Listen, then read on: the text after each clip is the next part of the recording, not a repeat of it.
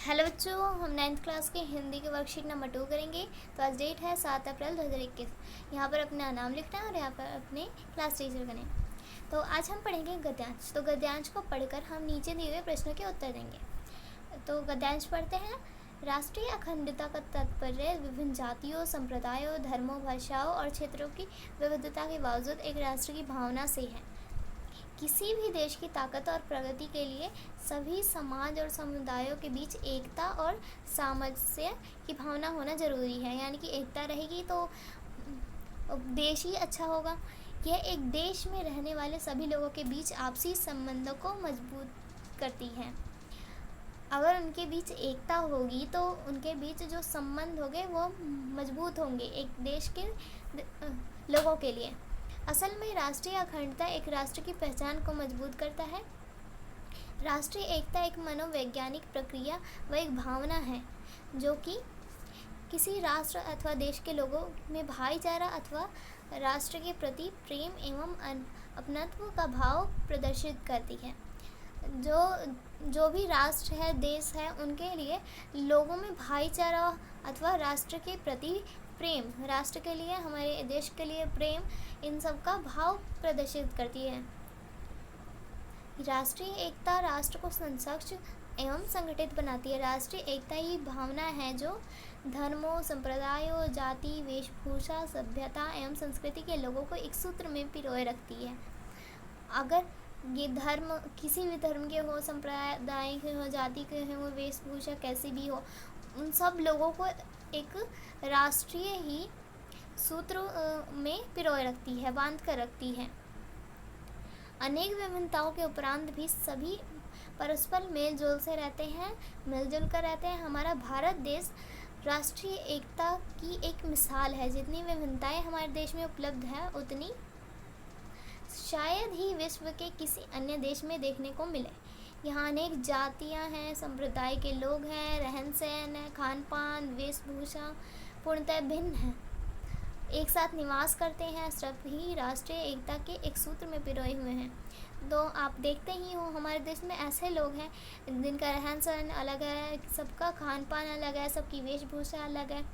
ये सभी हम एक साथ मिलकर रहते हैं और सभी हम राष्ट्रीय एकता के सूत्र में बंधे हुए हैं। जब तक किसी राष्ट्र की एकता सशक्त है तब तक कि वह राष्ट्र भी सशक्त है। बाह्य शक्तियाँ इन परिस्थितियों में उसकी अखंडता व सार्वभौमिकता पर प्रभाव नहीं डाल पाती, परंतु जब राष्ट्रीय एकता खंडित होती है तब उसे अनेक कठिनाइयों से जूझना पड़ता है। अगर देश के लोग ही साथ नहीं देंगे तो उस देश को तो कठिनाइयों से जूझना ही पड़ेगा। तो हमारे देश में कैसा है, हमारे देश में सभी मिलजुल कर रहते हैं। तो क्वेश्चन आंसर करते हैं। तो पहला क्वेश्चन है, राष्ट्रीय अखंडता का तात्पर्य है। क्या तात्पर्य है? तो हमने अभी पढ़ा राष्ट्रीय अखंडता का क्या तात्पर्य है, तो इसका आंसर करते हैं। राष्ट्रीय अखंडता का तात्पर्य विभिन्न जातियों, संप्रदायों, धर्मों, भाषाओं और क्षेत्रों की विविधता के बावजूद एक राष्ट्र की भावना से है। किसी भी देश की ताकत और प्रगति के लिए, किसी भी देश, कोई भी देश हो, उसकी ताकत और प्रगति के लिए, उनके आगे बढ़ने के लिए सभी समाज और समुदायों के बीच एकता और सामंजस्य की भावना होना जरूरी है। अगर वो एक मिलजुल कर रहेंगे तो राष्ट्रीय एकता तो बनी ही रहेगी। ये एक देश में रहने वाले सभी लोगों के बीच आपसी संबंधों को मजबूत करती है। असल में राष्ट्रीय अखंडता का एक राष्ट्रीय की पहचान को मजबूत करता है। तो ये हो गया इसका फर्स्ट का आंसर। ये फर्स्ट का आंसर हो गया। सेकंड क्वेश्चन है, राष्ट्रीय एकता का राष्ट्र पर क्या प्रभाव पड़ता है। तो राष्ट्रीय एकता का राष्ट्र पर क्या प्रभाव पड़ता है? तो सेकंड का आंसर होगा, राष्ट्रीय एकता राष्ट्र को सशक्त एवं संगठित बनाती है।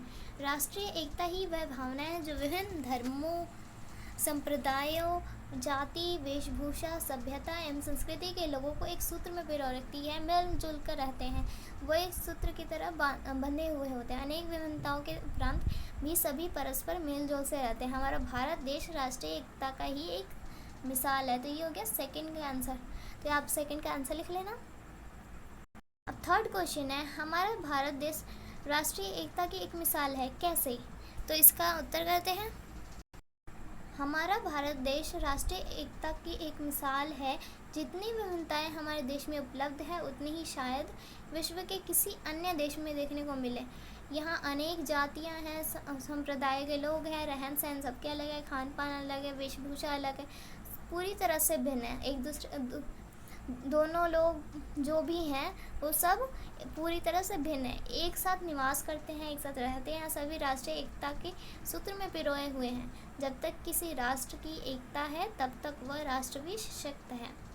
तो ये हमने कर लिया थर्ड का आंसर। फोर्थ क्वेश्चन है, राष्ट्रीय एकता के खंडित होने के क्या परिणाम होते हैं? तो इसका उत्तर करते हैं, राष्ट्रीय एकता के खंडित होने के क्या परिणाम होते हैं? राष्ट्रीय एकता के खंडित होने के क्या परिणाम होते हैं? बाह्य शक्ति इन परिस्थितियों में उसकी अखंडता व सार्वभौमिकता पर प्रभाव नहीं डाल पाती। वह बाहर के जो भी देश हैं, बाह्य शक्तियां हैं, वह उस देश का कुछ नहीं कर सकती अगर राष्ट्रीय एकता खंडित है।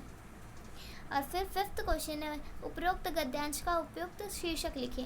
तो आपको ये जो गद्यांश आपने करा था उसका एक शीर्षक देना है, तो आप और कुछ भी दे सकते हैं, आप लिख लेना हमारा भारत। तो आज की वर्कशीट हिंदी की हो गई हमारी कंप्लीट।